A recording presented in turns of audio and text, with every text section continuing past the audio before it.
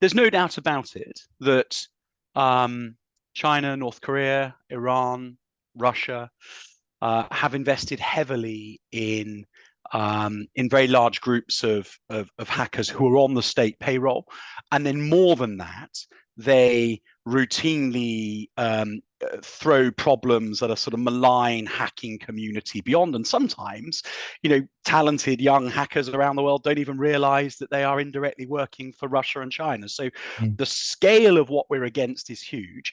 In fairness, the UK's National Cybersecurity Centre, NCSC, is probably one of the best in the world at defensive cyber. There's no doubt about it that China, North Korea, Iran, Russia have invested heavily in very large groups of hackers who are on the state payroll, and then more than that, they routinely throw problems at a sort of malign hacking community beyond. And sometimes, talented young hackers around the world don't even realize that they are indirectly working for Russia and China. So the scale of what we're against is huge. In fairness, the UK's National Cybersecurity Centre, NCSC, is probably one of the best in the world at defensive cyber. James, welcome. About this Chinese hack, just tell us, how worried do you think we should be, and why, about China hacking into our forces' personal details in this way? Well, look, as far as I've seen from both what the Prime Minister has said and the MOD thus far today, and the Secretary of State will update the House of Commons this afternoon as well, we haven't seen it officially confirmed that it is China. I think people are saying that on the back of other leaks like that one, other hacks like that one of the electoral roll, it has all the hallmarks of China. And so to sort of accept that that might be the case, I think we should be very concerned. What we've got is a highly technically capable malign state actor with incredibly sophisticated technical mechanisms for surveillance already in place, and increasingly an ability to hack into the systems of competitor governments. And if that is what has happened today, and the payroll information of our armed forces is what has been compromised, then the UK government and the MOD specifically should take that very seriously indeed. Right. So, I mean, is there a particular threat with China getting hold of this details? Nobody wants their personal details hacked into, especially details like banking details, which it seems may be a part of all of this. Or is it simply more about a big red flag about China's offensive capability when it comes to cyber operations? So, I mean, look, from an individual perspective, clearly soldiers, sailors, aviators are going to be concerned to hear that their personal data has been compromised, and especially personal data around their banking facility or even their addresses. And as I understand it, the MOD is seeking to support them. But the payroll data in its own right, how much people are being paid each month and into what bank accounts, doesn't necessarily compromise any operational output. If, heaven forbid, it had been pay slips, so that a hacker might have seen the specialist pay that people are receiving and thus get an indication of what they do within the organization, that would have been far worse. But the other part of your question, whether this is a big red flag, of course it is.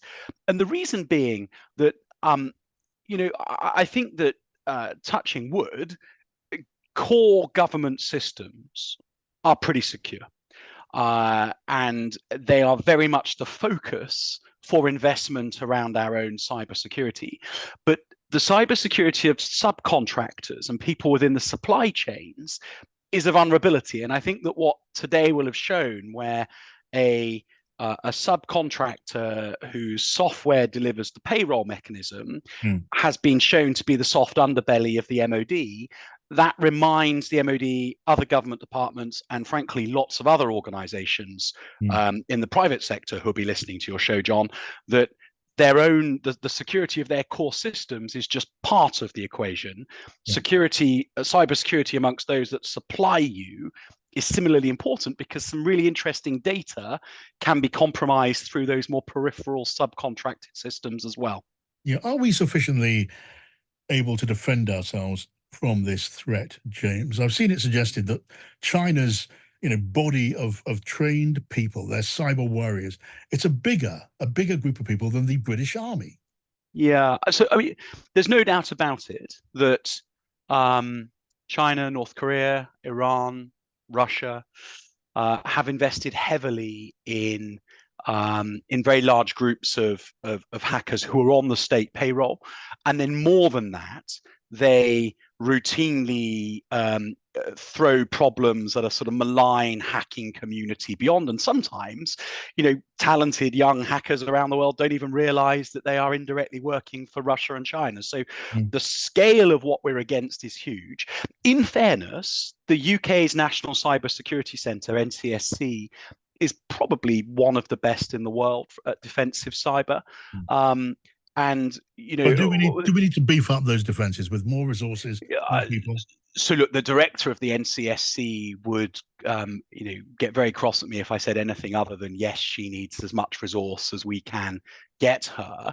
But it is worth noting, John, that she and her team at the NCSC probably defeat hundreds of attempted cyber attacks, some by state actors, many just by people having a crack from the privacy of their bedroom daily.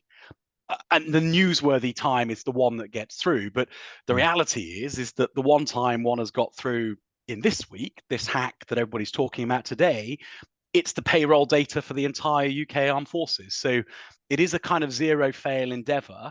Yeah. And the more resource we can give to the NCSC, the better chance we have of fending off all of those attacks. Just a word on defence spending. The Commons debating that today. Prime Minister made this big promise, didn't he, of increasing defence spending. He's putting it up. He says to 2.5% of national earnings by 2030. But isn't that a hollow plan without setting out some means of achieving it, of paying for it? No, I mean, I think he has to a degree. And now that I'm not in government, I'm not privy to the exact detail. But I do think, and I sort of said this when I was being interviewed by some of your colleagues a few weeks ago when the announcement was made.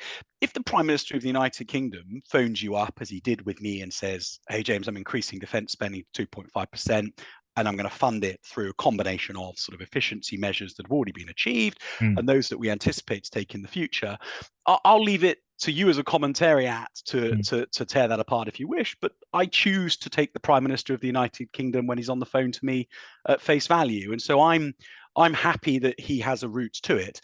But John, the announcement that I prefer to focus on is not necessarily here's how I'm going to get the 10 billion this year and the 20 billion next year. He's committed to 2.5%. That's a really big benchmark, and if our economy increases in size, so too does the defence budget even further beyond the money that the Treasury have identified in Yeah. their tables. And But as an it's argued, opportunity, James, sorry, this yeah. is a political gesture. We don't know where the money's coming from. Tens of thousands, it's easier to say we're going to cut the civil service by tens of thousands of people. That is seen as pie in the sky, mere rhetoric by very many people. A political challenge to Labour in the run up to an election. That's what some are saying. No, well, that is a cynical way of viewing it, but I know plenty of people are saying it. It is also an act of leadership, more importantly, I would argue, than any domestic political thing that the Prime Minister might have in mind, is the international political moment that is the NATO summit in Washington in July. And I thought it was really interesting that Jens Stoltenberg joined the Prime Minister for the 2.5% announcement, because I think something very important will happen in Washington where more and more countries, hopefully, will show those in the United States who are skeptical about the future of NATO and the US's role within it, that NATO is ready to move that bar from the 2% that everybody agreed in Cardiff back in 2010 to 2.5 Yeah. at the NATO summit this summer. So look, And lastly, James, when yeah, you say some people, you mean some, well, on both sides in American politics, but in particular Donald Trump. yeah. No, I mean, the NATO, the 75th anniversary summit of the Washington Treaty being signed happens 1 week before the Republican convention. So at a moment of intensely febrile Republican politics, where with NATO in town and the lens sharply focused on European and Canadian defence spending. For Europe and the Canadians to confound NATO's critics in Washington by making a commitment around 2.5% would, I think, take the wind out of the sails of those who would seek to be most critical of NATO and the US's role in Euro-Atlantic security. So for me, that's a much bigger strategic moment than whatever the domestic shenanigans might be. James, thank you so much. Take care.